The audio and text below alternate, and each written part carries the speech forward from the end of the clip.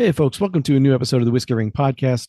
Today, I'm thrilled to be welcoming on a one of the earliest players in the craft distillery movement out of Evanston, Illinois. Slipping up on him Monday here. Uh, Thrilled to welcome on Paul Hletko. He's the founder of Few Spirits. Still the distiller there, Paul, Yeah, or I mean, I don't have time to run the stills as much as I used to, but yeah, my title, I don't know, actually, I think my title's technically president, but I've never been much of a title guy. It's really just kind of you got to do what you got to do, and so my title's my title's president, but you know, I prefer to introduce myself as the janitor because it's a lot easier that way. understood? And that's something that we hear a lot of these craft places. You can be the president and the janitor, and they Yeah, it's the frequently same get person. along. Yeah, exactly. So I'll jump into the origin story in just a second for you, but that does make me want to ask. You're about 14 years in now with Few, and still just five people on staff, so small staff here. Yeah, But for how long was Few just you? if you was just me for probably six. Well, I mean, prior to opening, certainly it was all just me. It was a one-person company. After opening, I was able to bring on an assistant distiller pretty quickly. Um, but I think it was probably just me for probably 3 to 4, 5, 6 months. I don't remember honestly. All right. Um, With that, yeah, those are some of the good times, like sitting alone in the distillery, going, "Oh, geez, what have I done?" uh, with that, let's before I ask my next question, let me throw it to you for the origin story of Few. Yeah, I mean, there's probably two things. There's two origin stories we talk about, both geography and then personal. So I don't know if you which direction you wanted.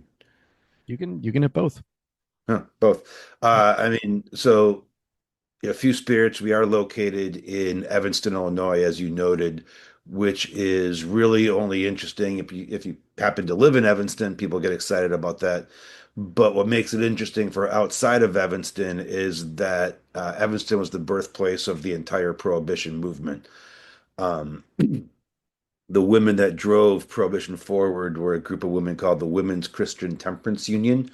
And the second head of the WCTU was an Evanston resident named Frances Elizabeth Willard. So a lot of people see a similarity with her initials and our name, although that is, of course, a sheer and total coincidence.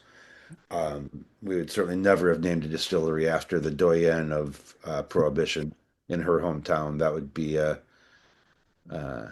poor choice. Although I guess the her museum doesn't really think it's a coincidence, and they have given me a lifetime ban from her museum. So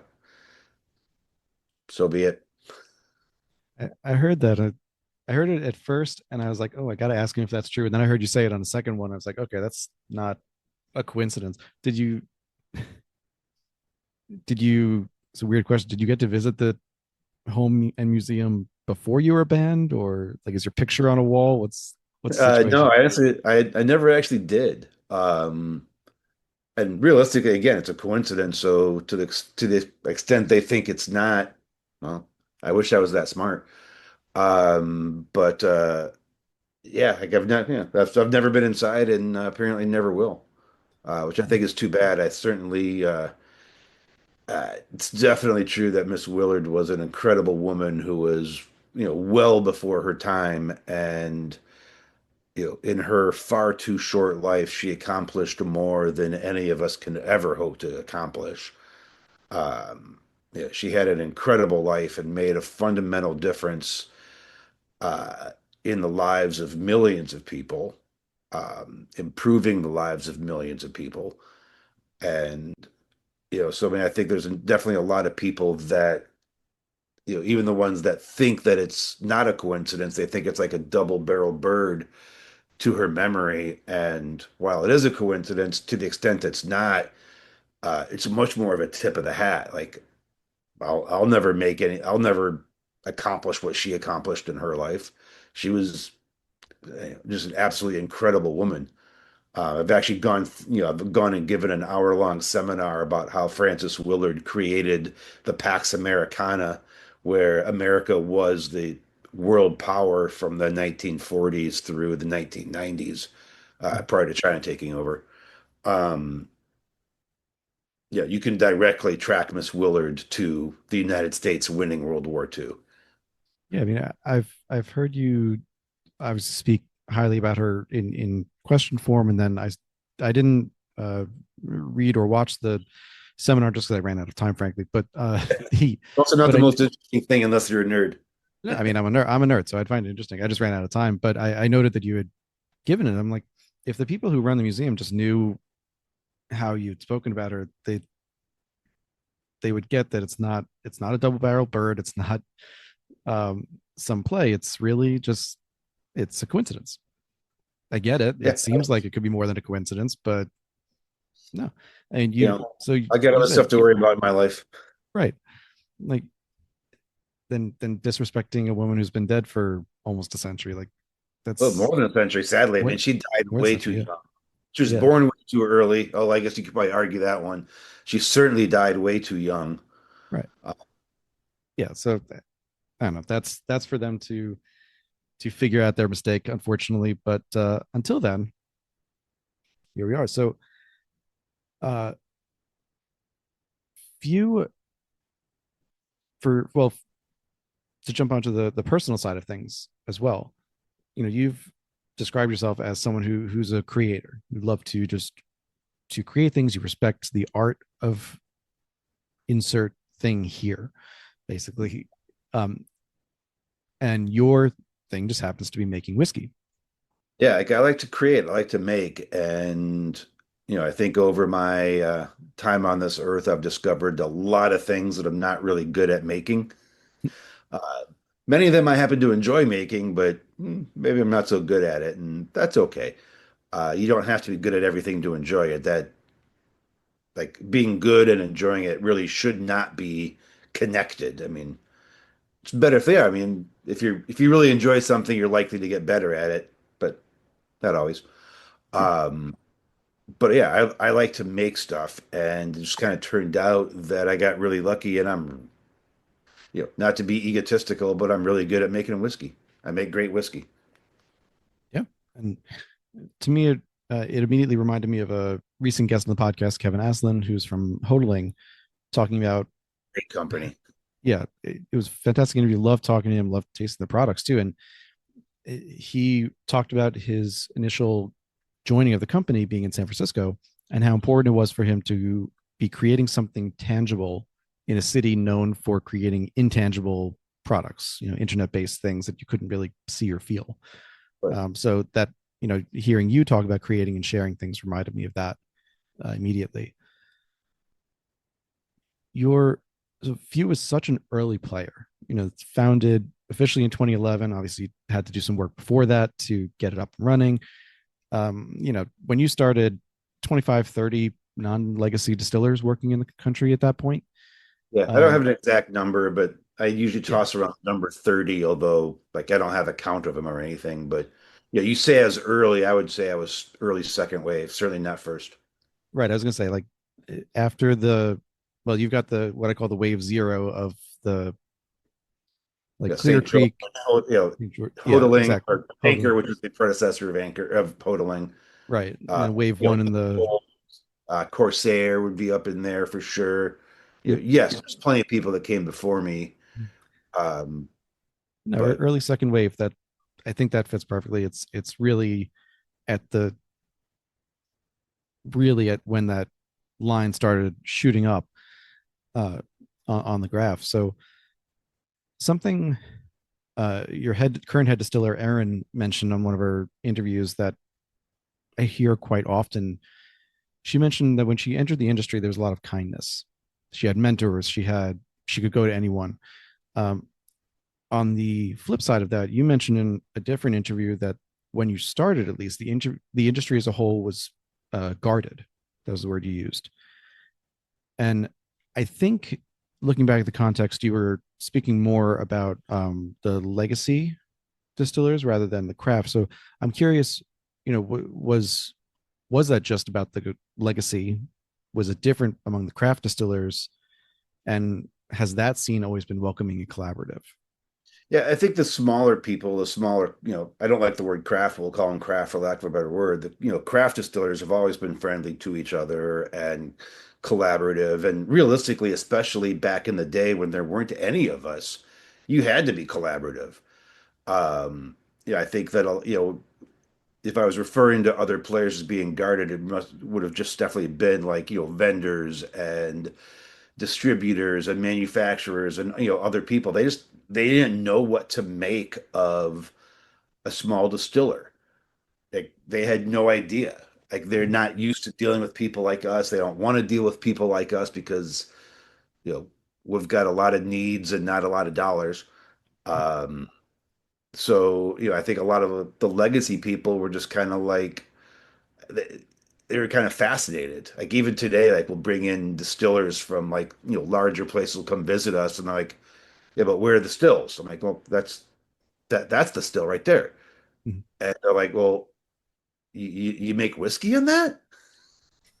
Like they don't get it, and that's okay. Yeah, we do they do some stuff really really well, and we do other stuff really really well. And I think that there's room in the world for larger as well as smaller players.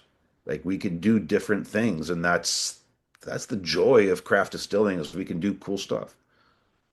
Absolutely. And you retold the story of, over the course of a decade, let's say, and when you started versus about 2020 to 2021, going from a still maker not returning your calls, likely because, like you said, they didn't even know what to do with you, to now having to go on a wait list if you want to get a still by pretty much any still maker worth their salt. So yeah, I mean the change has been huge, and yet one of the things I was really surprised that I want to ask you about now is, Few is in a converted garage. It's a cramped, smaller space, and these are Aaron's words when comparing the places that she trained at, uh, at the Step Up internship. There's no loading dock. You have a forklift, but it's tricky to use. Um, and at some point, you managed to have barrel storage in there too, although now you have two offsite storage locations. You're still in that original site, right? Yeah, we still all of our production remains in the same building it was, back in we first started up, and it was just me alone in a room. It's production still in the same place. Like none of the gear is the same anymore. Mhm. Um, but the four walls and the ceiling are the same, although we've replaced a lot of the floor because the floor keeps on falling apart. So the floor is not exactly the same, but we're getting there. I mean, you can't, as long as you're not, honestly, it's easier not being like a historical site or something, 'cause then you got to go through all sorts of things to get even a floor tile changed. So uh, I do have to ask though. So Like with it's a small space. Like we're super efficient in what we do.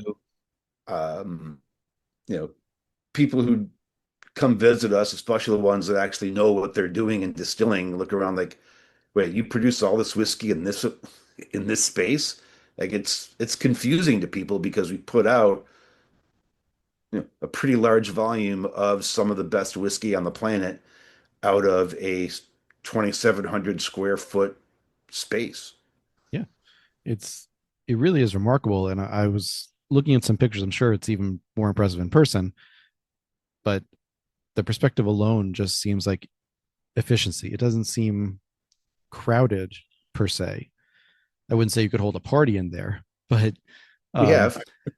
the uh, but it's efficiency. You figured out over the course of your history how to maximize 2,700 square foot space to produce, yeah, like you said, a lot of whiskey without having to. And that's not even talking about the other products you've created in the past, like the gins. You had an Earl Grey gin a couple of years ago that it sounds fantastic to me. I don't know if there's still any bottles lying around, but Here. But yeah, I yeah, mean, it's funny. Like, I always look at it and go, oh man, I could make this run so much more efficiently. Um, but early on, we made certain design decisions, and changing those design decisions would be very, very expensive. That said, I could definitely make it more efficient, even more efficient than it already is.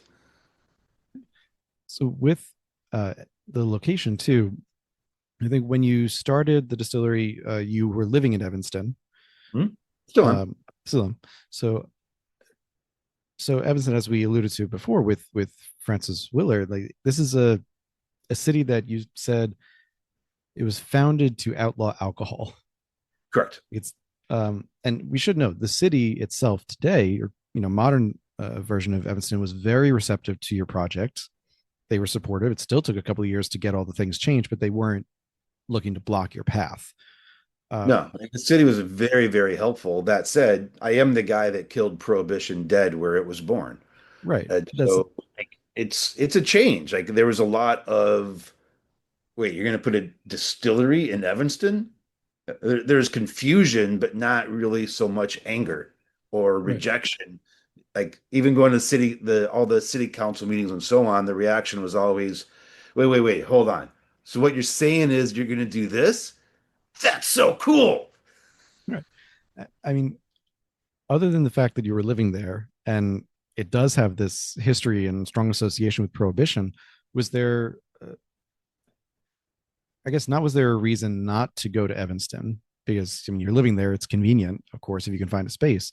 But was there a consideration to look elsewhere that I don't know, might have been cheaper, might have had a larger space or something else? Or did you just have your heart set on doing it in Evanston? No, actually, when I started and made the decision to open, obviously the next decision is where are you going to open? And I actually drew about a 6 hour drive radius around, Evanston, 'cause that's where I live. We're talking about as far as like Detroit, Milwaukee, St. Louis, obviously everywhere in between. Um, trying to figure out where I wanted to put it. And at the end of or obviously Chicago, which is just a mile that way. Um, at the end of the day, everywhere I looked, none of it made sense other than Evanston. Like, where the distillery is about halfway between my old house and where my kids went to elementary school. Um, I'm part of the community. This is where I know. And it's also true that having it very close to home was very convenient when I was working 18, 20-hour days. The ability to pop home for even just 10 minutes and see my wife or my kids, it's a big swing. Whereas like if I'd been, distilling in, say for example, Detroit, I'm not gonna be able to pop home for 10 minutes. That's a 5 hour drive. Right. Yes, and that limits you in so many other ways too. You couldn't do an 18-hour day. You'd be driving 10 hours a day. Right. It's just not functional. Um, So at no, the end of well, the day, it just made most sense to put it as close to home as I could. And, for better or for worse, it was just kind of made harder by the fact that, certainly what I wanted to do was illegal in Evanston. And so I actually ran into the woman that I was working with just a couple days ago. And, we were counting, like, I went into her office. I'm like, hey, here's what I want to do. Do me a favor and tell me no. Tell me no, I can go somewhere else. But if you say yes and it ends up being a no, then I'm going to be angry because he wasted my time. But if you say no right now, we'll shake hands. We'll be friends. I can just go across the city. I can go across the street into Chicago. I can go into Skokie. I can go to Wilmette. There's a bunch of places I can go if you just say no, and somebody's going to want me. mhm. So just say no, and I can move on. I want to do it here. Just say no. And luckily, she said yes. Now, before we move into my next set of questions, I mean, has there been thought to moving into a larger space, or are you pretty satisfied with where you are now in terms of where you want to go? I mean, I think we're always looking for opportunities and what we can do to be more better, make better whiskey, be more efficient. Certainly, we always put the whiskey quality first and foremost. Um, everything, all of our dollars get invested into what goes in the bottle. So if there's, if we have an opportunity to make better whiskey, we're going to do that, period. Luckily, I don't really see a way to make better whiskey because I think we make some of the best out there. So um, after that, we just kind of worry about, what's the best way to make a whiskey we want to make. I'm not saying we'll be in our space forever. I'm not saying we won't. We'll just kind of wait and see how things work out. But we certainly like where we are. That said, there'd be advantages to leaving. Like, having a loading dock would be really nice. You've made it work so far, and you're in 50 states and a couple of countries. So, you know, not doing too badly with getting it out of the door. So I think that leads me to the next line of questioning, which is, as I said, your current distiller is Erin Lee. She's been with you for 2 years, year and a half, 2 years at this point. A little over Uh, two. Man, how awesome is Erin, though? She's so talented, so awesome. yeah, she is. She's a great spokesperson. She clearly makes good whiskey as well, and knows what she's doing. But she came on as someone who, well, I guess, but so she came up through the Step Up internship, which was, as I mentioned earlier, it's to help diversify the spirits industry, which is, it's a great program, and it's now in its third or fourth year at this point. She was in the One of the second. founding members of it. So yeah, I'm Yeah, aware. exactly. So, she's someone who was originally a tea sommelier. So she knew this. She appreciated the idea of sitting down and focusing and tasting and experiencing what you were doing, and then learn about the whiskey. And this is just more for the listeners, to give her a little background. But in many ways, for whiskey specifically, she came on without the, call it, textbook technical experience. 100%. Um, Like, and I think with one very, very notable exception, I've never actually hired anybody that was qualified for the job. I mean, certainly when we started up, there were no people that were qualified for the job. I had to learn by myself. I had to learn with my own two hands, and so then I had to train people how to do it with my own two hands. Now, after 10 years of craft distilling, there's definitely qualified people out there. And so we have been able to hire qualified people, such as like Sydney Jones, who's sadly down with Heaven Hill. Um, but like Erin really wasn't. I mean, she had the step up internship under her belt, but like she was really kind of like a raw talent that kind of by coming into few and getting out of her way, she's been able to really develop herself into the talent that she always had. But a place like few, I think, has helped her kind of do that by again not having a lot of the structure or the rigmaroles that might have been somewhere else. sure, and she interned at a couple of the, call it, name brand places, legacy distillers, and even some very well known smaller craft, larger craft uh, Mhm. as Oh, well. Erin's awesome. Yeah, uh, and she said in an interview just earlier this month, it would be in July when this episode comes out, that she came on without that hardcore technical experience and then learned it kind of post joining through what's now the CIBD. And you kind of answered this question, but I'll ask it anyway, which is, is that the kind of person that you look for? You're looking for that raw talent that you could then shape within fuse specifications.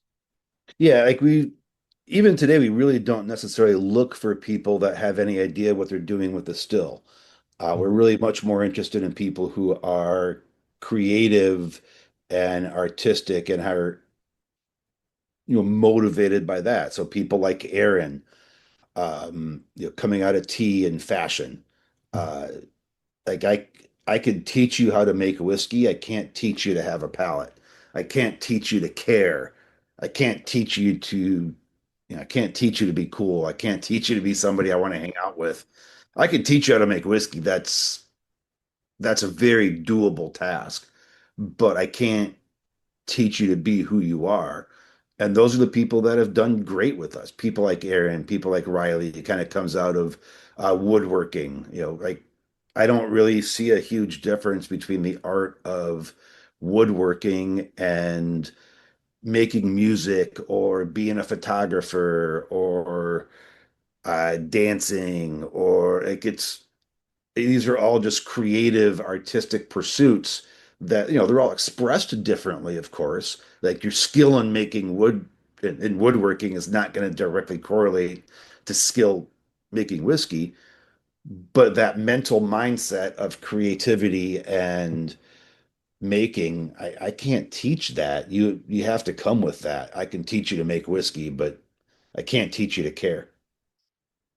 In a similar question, Riley was asked, and he gave the answer that nobody on staff, and this was when he had 6 or 7 people, so maybe a year or two ago, he said, no one on staff is a trained scientist, uh, and everyone is cross-trained. The distillers bottle, the bottlers distill, and that's just how you have to do things on a small team. And I think, to your point, if you have someone who's already super trained and um, has not only the raw talent but has also been, call it, I'll just use the word trained at wherever they worked before, maybe they're not willing to get on the bottling line or do some of the janitorial work that's required when you're a small team and you've got to wear a lot of hats.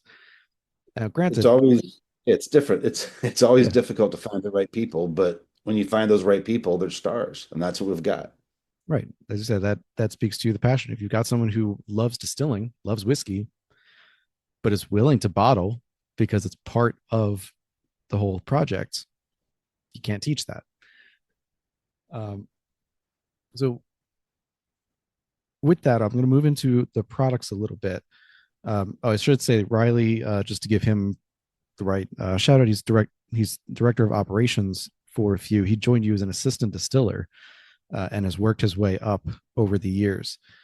Um, so in so in describing the process on Whiskey Shaman, Aaron was talking about from the fermenters to the stills. So I just want to run through what your process and what's the word I'm looking for, what your equipment setup looks like.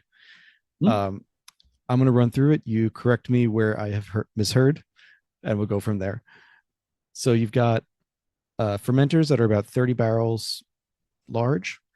Uh, you do one mash a day, ferment for about 4 to 7 days based on product, depending on product. You've got an 11-inch column still where you're Well, targeting 12. Okay. 12-inch column still targeting about 120 proof off the strip still. Then you go to a German hybrid pot still. Was this Cote or Carl? Kota.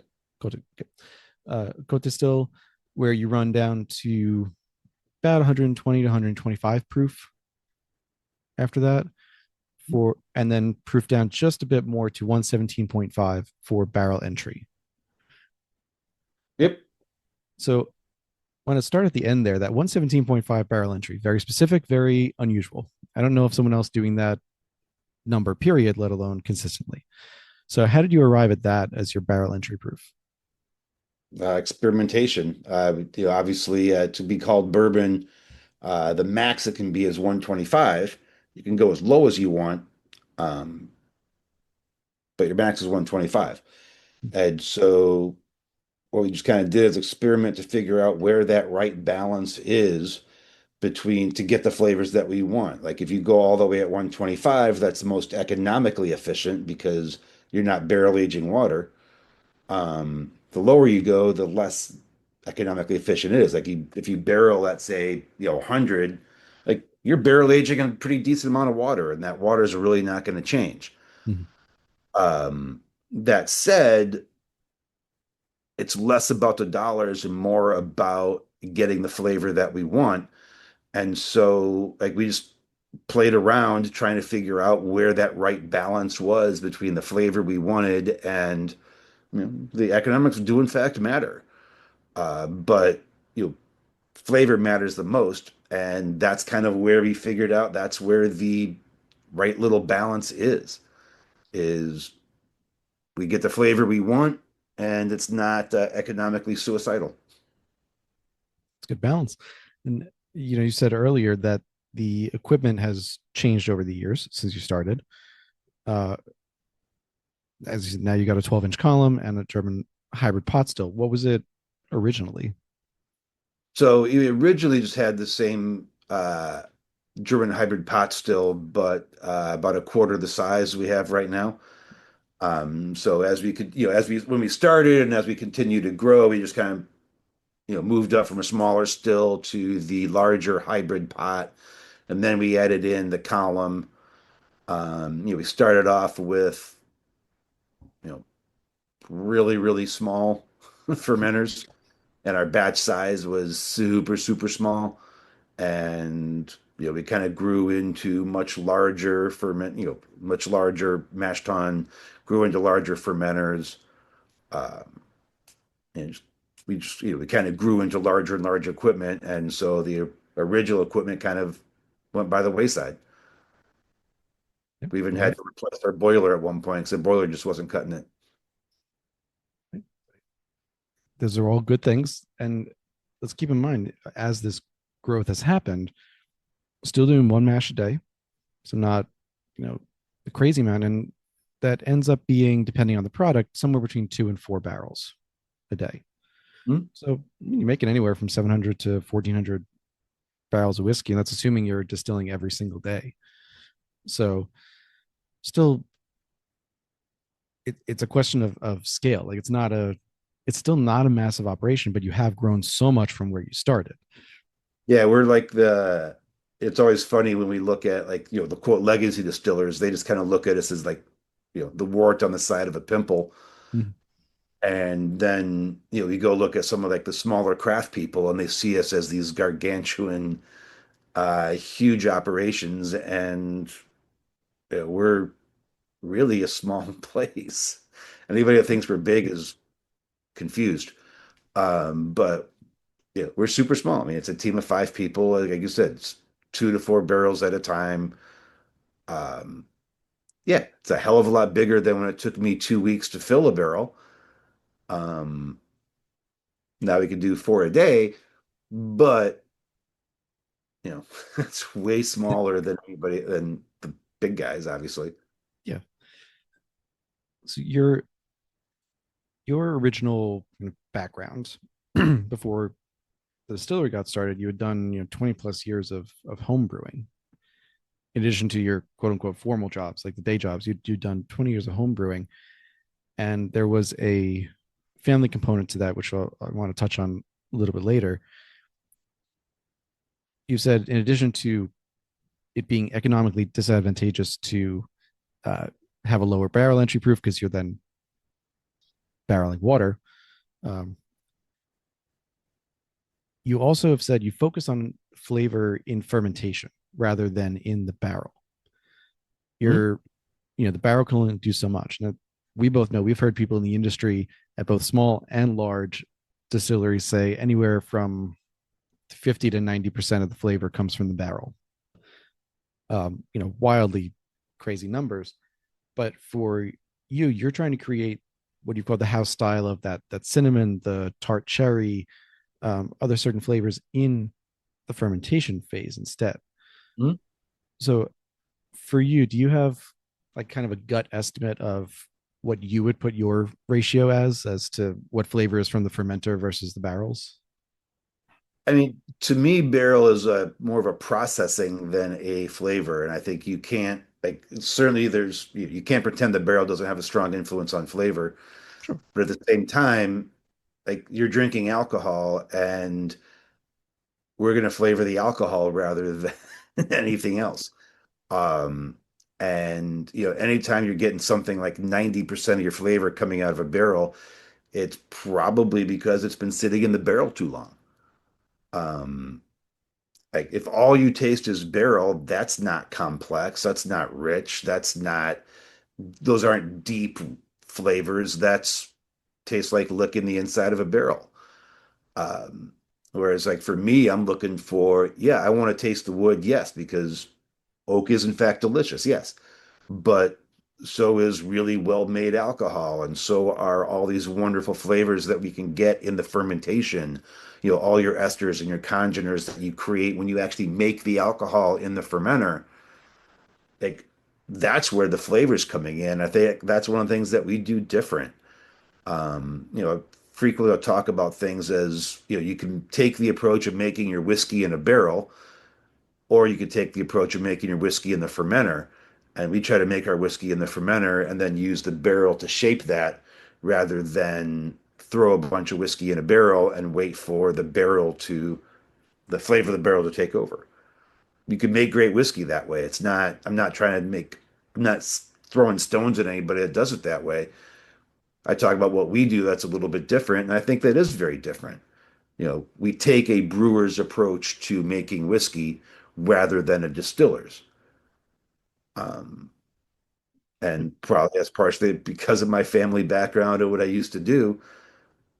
But like, I just think it's always really weird when people discount the effects of fermentation on flavor in whiskey because it's where you make the alcohol that you're drinking. Like, why wouldn't you try to make good alcohol and put good whiskey in a barrel? But it works both ways. And I think about it as, I'm certainly no scientist. I've just become, call it, knowledgeable about this stuff just by talking to people like you.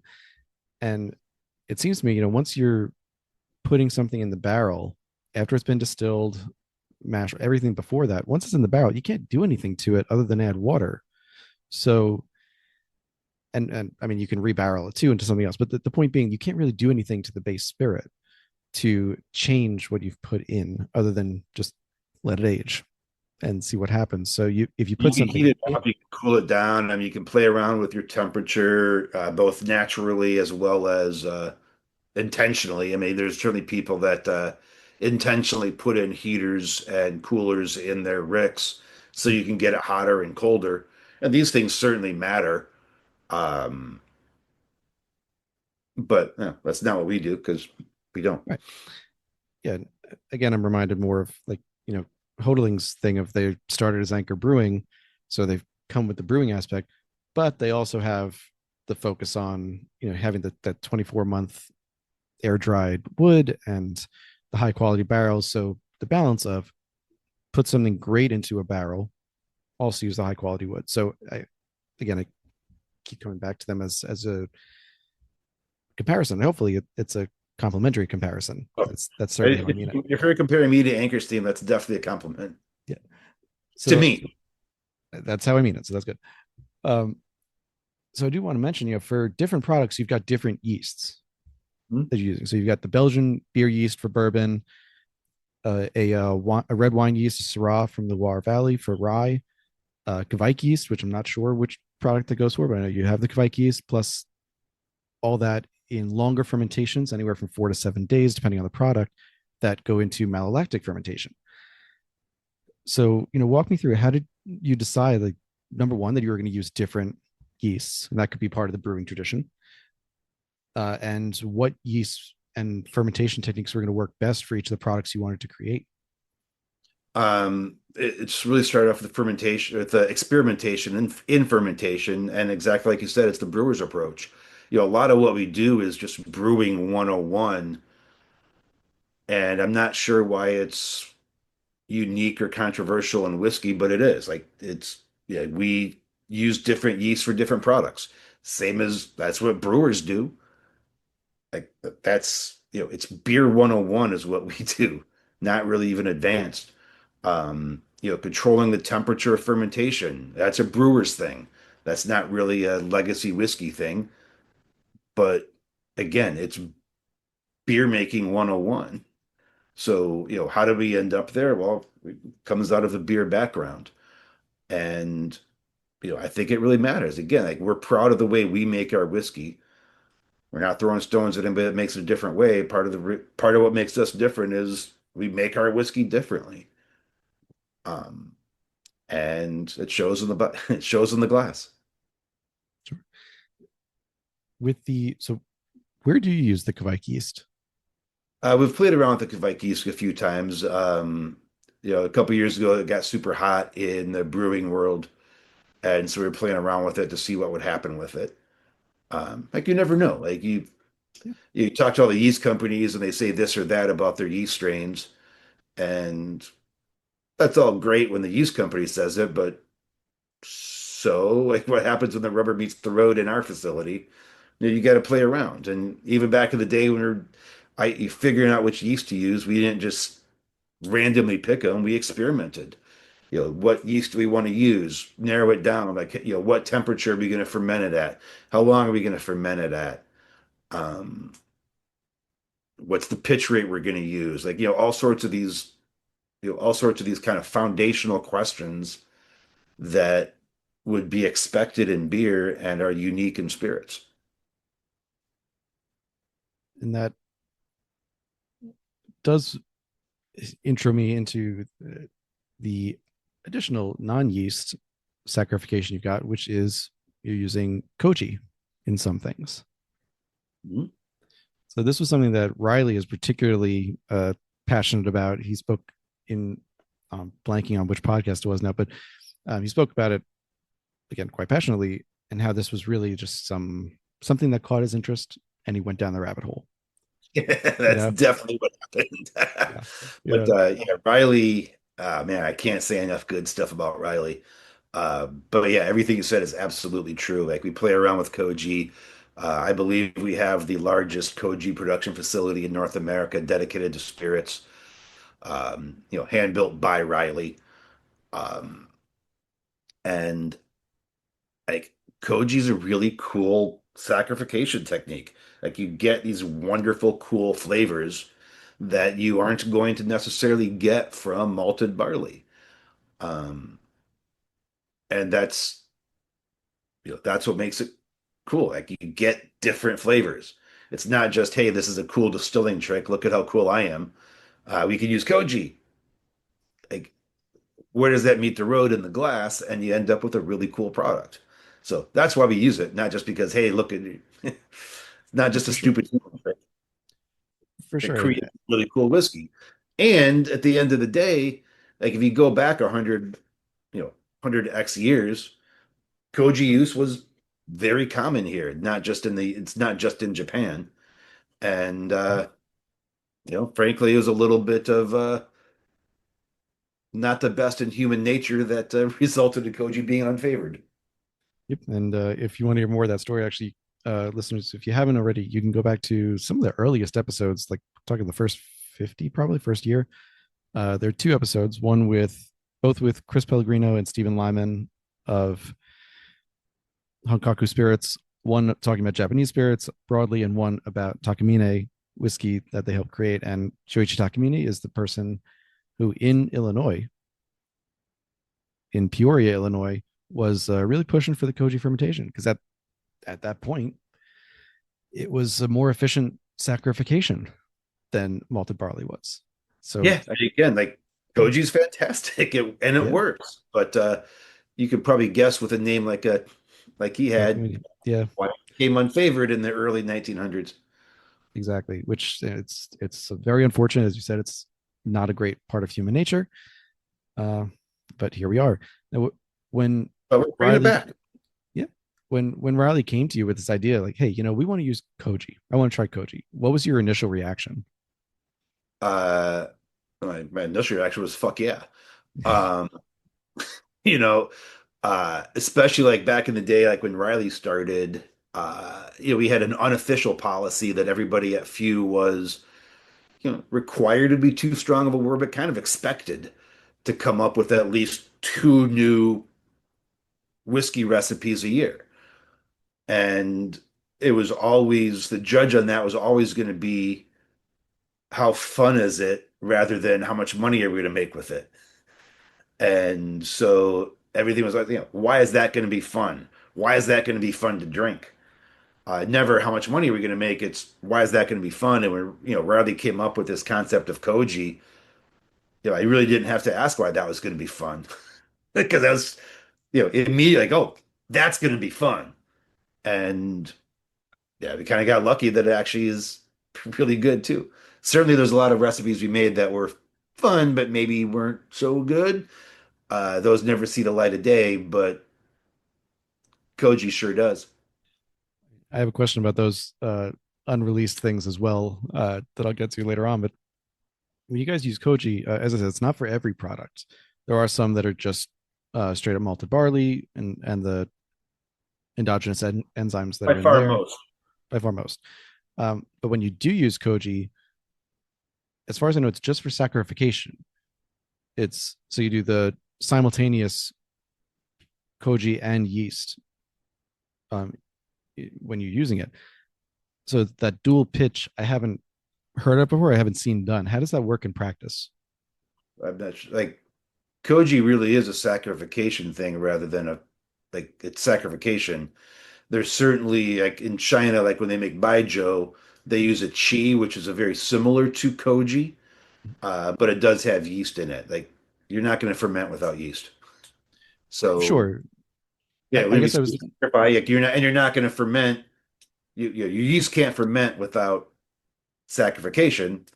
So you have to have both. yeah, I guess maybe what I was thinking was it, maybe pairing the koji and the yeast was the wrong way to put it, but doing koji and endogenous or exogenous enzymes from malted barley or other sources. Um, does it, how quickly are you able to pitch the yeast in after the koji is in? Or do you need to inoculate for a couple of days to let it saccharify before the yeast can really start doing its work, or are you able to pitch them together? Well, you pitch it together. I mean, once you're saccharified with the koji, um, you just pitch your yeast. So it's really not much of a waiting period. It's just immediate. It's saccharified. Once your koji is prepared, Right. then you're yeah. Right. So uh, Aaron said that you'd likely dive into Koji and other quote unquote nerdy releases, even more so in the next couple of years. Uh, is that what you're thinking as well? Yeah, we're certainly yeah, we've got some pretty nerdy stuff out there we're super excited about, and we've released some small amounts of a koji whiskey in the past. We'll be releasing more in the future. Um, yeah, it's just, it's always a question of, making sure we can continue our sales and marketing focus too, because at the end of the day, that stuff does matter. Sure. Um, you know, this is actually a business, and if we don't sell enough whiskey, we don't stick around. So, it's the delicate balance between commerce and art. Um, but the art is certainly something, that's why we're there. Nobody comes to Few to make money. You come to Few to be an artist and to make cool stuff. And you spoke about this a bit with on Maffeo Drinks podcast. It was a two-part episode, and it was a lot about distribution and the importance of being able to sell your brand. And you've got to have things to sell in order for people to not only distribute, but like you said, for you to survive. But Um, your bourbon and rye are by far your top sellers. That's what people buy the most. So while you're able to experiment and put out kind of smaller releases like the Koji, like the rice whiskey, I could list a dozen of them just in the past couple of years, uh, including I think I want to point out, including an American single malt hmm? that you pulled back and said, look, we were early to the table with this. Uh, but I wrote the definition of what right, American malt is. right. So With on the commission, but right. But you were in the back of the binnies when that was created. So you're able to pull back from that to say, look, our consumers are buying a bourbon and rye. So the ratio of American single malt we're going to create is going to be lower because these other two things are what's allowing us to make these cool releases. that's the reality. That's the reality. Um, which look, I respect the fact that you're outwardly recognizing that, but also not letting the other stuff go by the wayside because we know that can be really easy That's to who do. we are. And Yeah. like that's who we are. We're never going to forget who we are. I don't want to forget who I am. That said, you know, we can't really just make cool, nerdy whiskeys all day, every day, and sell enough of them to keep the lights on. Like Mhm. it's not practical. What we can do is make, some of the best bourbon and rye on the planet, which is exactly what we do. And we can then use that freedom that creates to do the really cool, nerdy stuff that A, we like to do, and B, there's a large segment of drinkers out there that love what we do and are like, wait, Koji, what's that? I don't understand it. And it gives you a way, it gives you a way to, learn more about whiskey and, few can be a part of that. And before we move on from Koji, I do have to ask you this because it's fascinating to me. So you had a whiskey come out called the Serial Killer.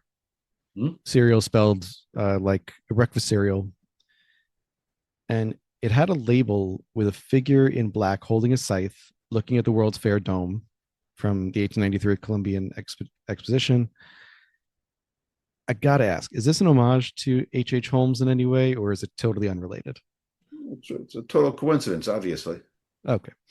Uh, Sorry, I'm fascinated with Devil in the White City and that whole Yeah, story. So Serial Killer was a yeah. Hey, it's a great whiskey. That was kind of our Koji release because that's how we were killing the cereal was with Koji rather than with malted barley. Um, and if somebody sees a similarity with the word cereal and the other word cereal, no, that's on you, not me, man. right enough, no, I heard it and just like basked in the concept for a few seconds. It's like, oh, that's nice. I love that. Yeah, it's a great Uh, name and it's a good whiskey too. yeah, I have not been able to find one yet because, as you said, it's not in regular release right now. But I'm gonna see if I can find some to try because hey, I love Koji whiskey, so why not?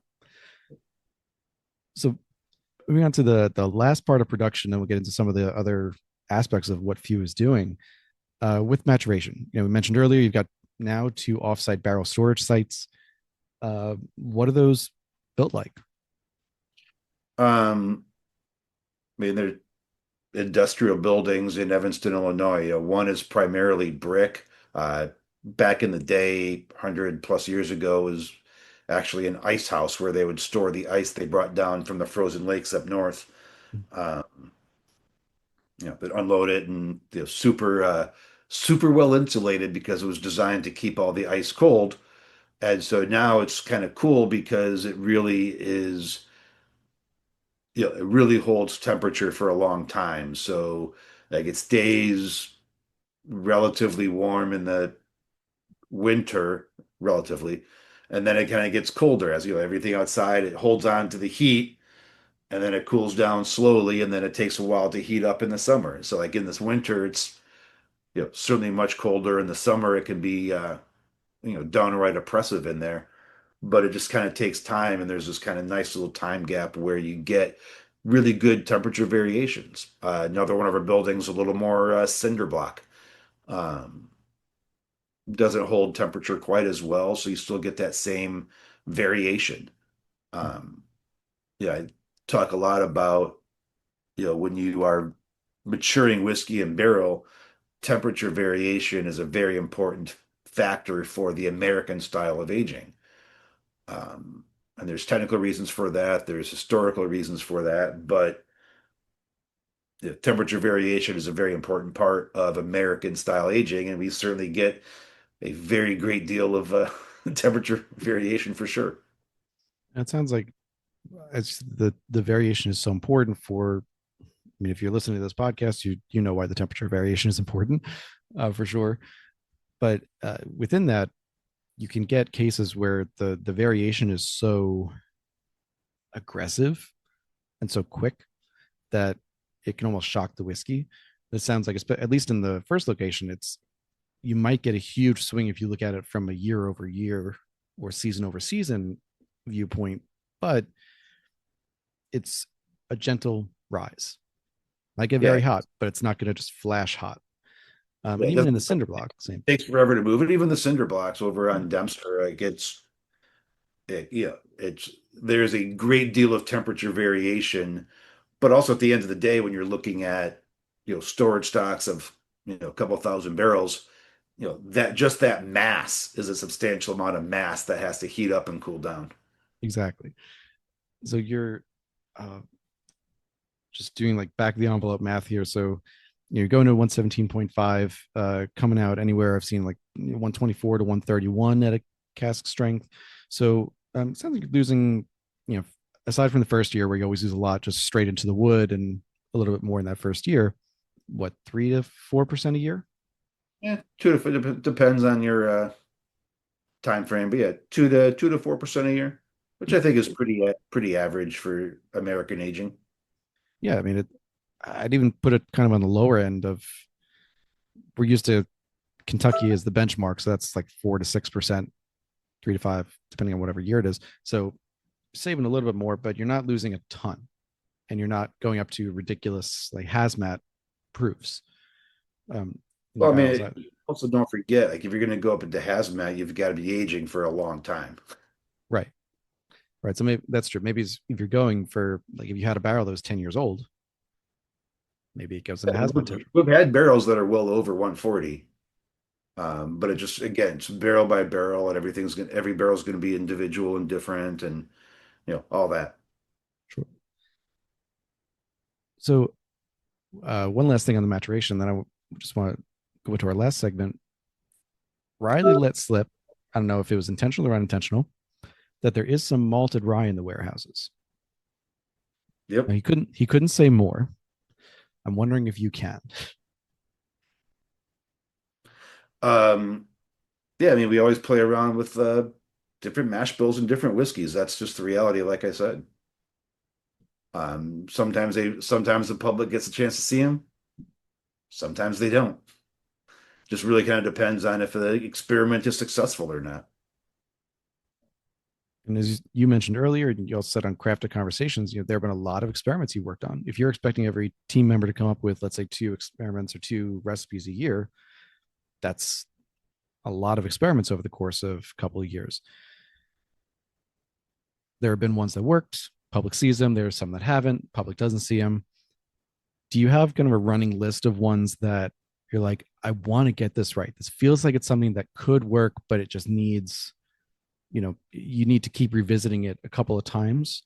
Or is there a certain point where you just go, look, it sounds great. We've tried it a few times, few iterations, and this is just not going to work? It really kind of depends on what the idea is, where we're going, and what we think. A lot of times we're making stuff just for fun. We're really not even planning on selling much of it. Even if it works, we're not going to sell much. Um, and that's one of the other hazards of being in the whiskey business is it's really difficult to create new whiskeys because you don't know. Like you come up with an idea and you just put some whiskey down. By the time you know if it's any good or not, it's probably been 3, 4, 5 years.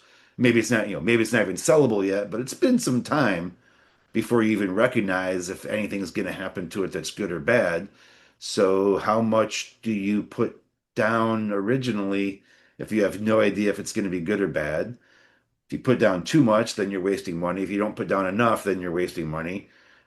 Um, and it's just a delicate balance. And so trying to engage in long-term experimentation realistically could take a minimum of 20, 30 years. Understood. Do you have one particular experiment in mind that you look at and you're like, wow, that just was like, that was never going to work, but we tried it anyway?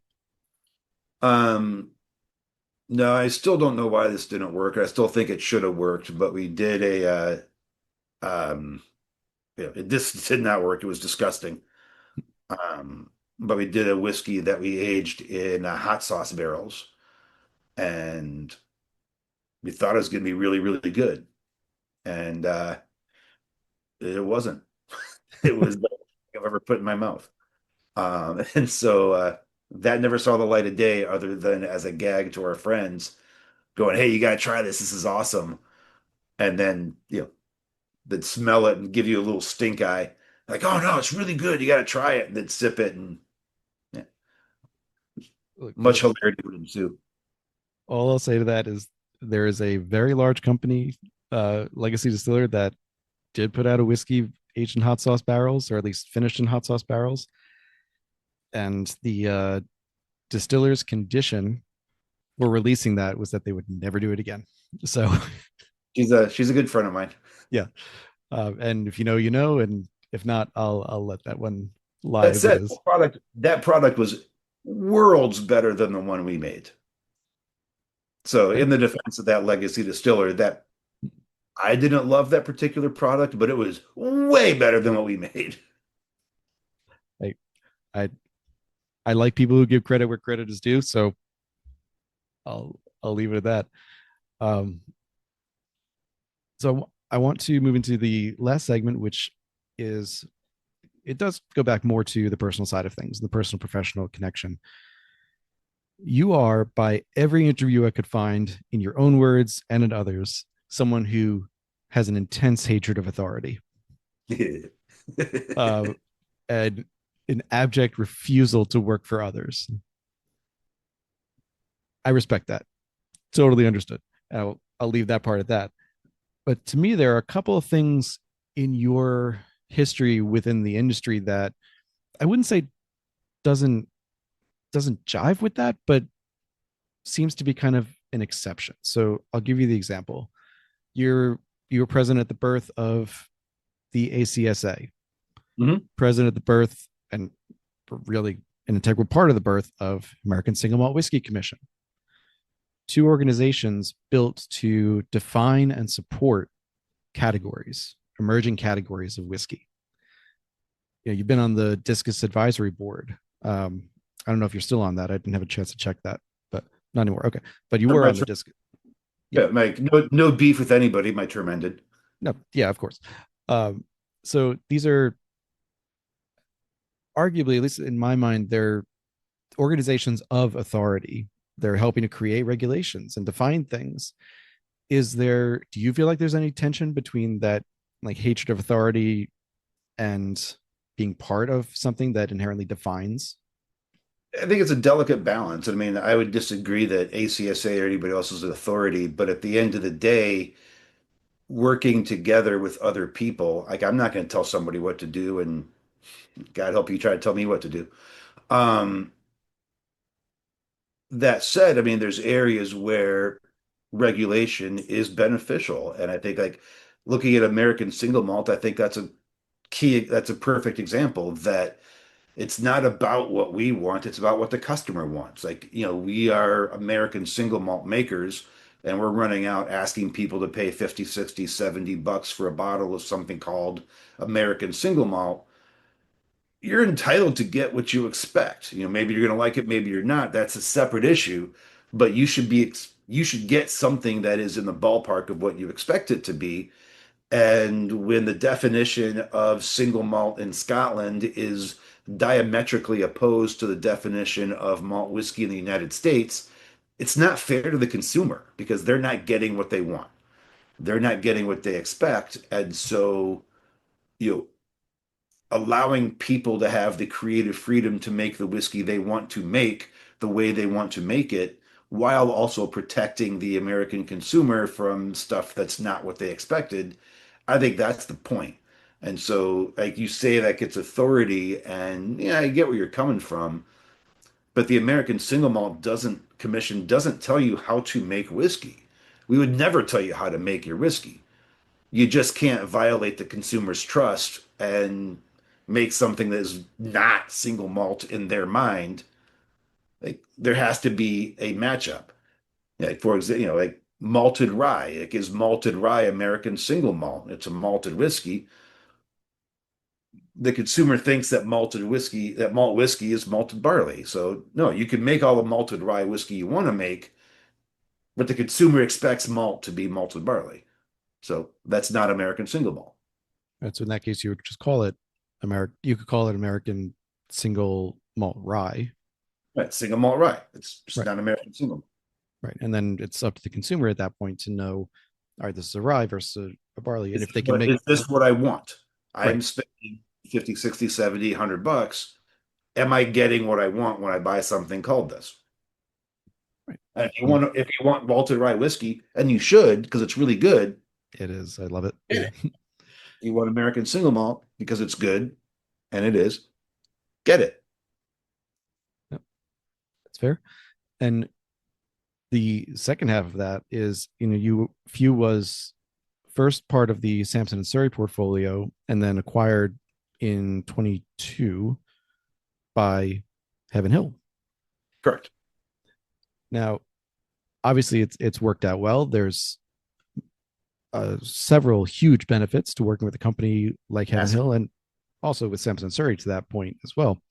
And you've been very open about how it really has allowed you to do a lot of the things that you want to do. So really focusing on the whiskey and on the creativity side and not having to do the things you don't want to do. the But management, the finances, the marketing you don't want to do. So that sounds like it's working out great. Did you have any hesitation on it because you would ultimately have to answer to another boss or another company on top of you? there is what it is. But at the end of the day, they leave us to do what we want to do the way we want to do it, and they help us do that better. We could do it safer. We get to use their equipment. We get to do a whole bunch of stuff that we wouldn't be able to do otherwise because of that. And I mean, you talk about like what if you want to talk about a perfect company to do business with, it's going to be Heaven Hill. I mean, you're talking about a family-owned company. Um, don't get me started about how awesome the people are at Heaven Hill. Like just killer people, talented, dedicated to the craft, good at what they do. And at the end of the day, I'm an entrepreneur and there's stuff that I'm good at and there's stuff that I'm not good at. And, working with somebody like Kevin Hill has really freed us up to focus on what we do best and let them do what they do best. And it's been great. Love it. Uh, I'd assume the answer is yes to this, but or sorry, I'd assume the answer is no to this. But was this the first serious acquisition attempt uh, for a few?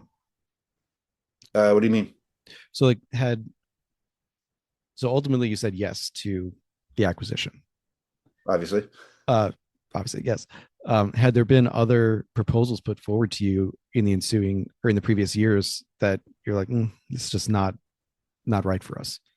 Yeah, there was one that we turned down, and then they turned around and tried to drive us out of business because I said no, which certainly informed my opinion of other legacy distillers as well. Fair enough. So, to just one or two more questions for you. So, your legacy was built on securing your family's beverage alcohol legacy. This is the original one of the original things that informed the creation of Few and the home brewing and all this. So, from that and what you've done over the ensuing almost decade and a half, what do you feel like you want your personal legacy to be from Few, and then what do you want Few's legacy to be? No, I want Few to be, it's not about me, it's about us. It's about the company. It's about all of us at Few. It's about me. It's about Riley. It's about Aaron. It's about Stewart. It's about, Few isn't, the story of Few cannot and should not be the story of Paul. It's the story of us. It's we, not me. Um, that said, it started out of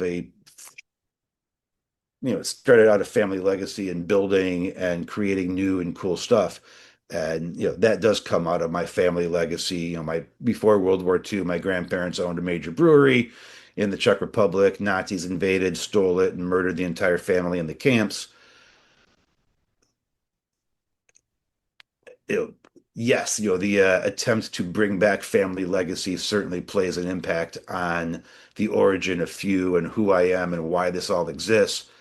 But the story of Few is the story of us, not the story of Paul. All right.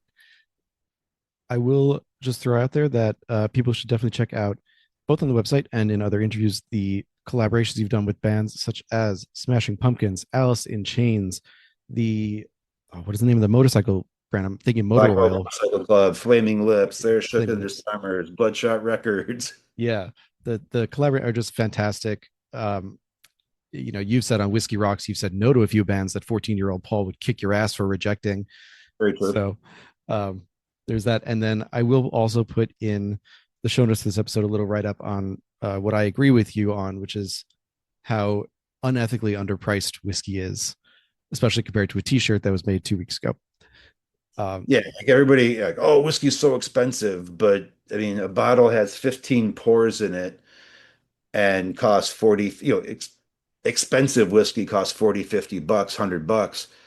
But, people will go out and drop 50 bucks on a t-shirt that was made by some 4-year-old in Indonesia without flinching.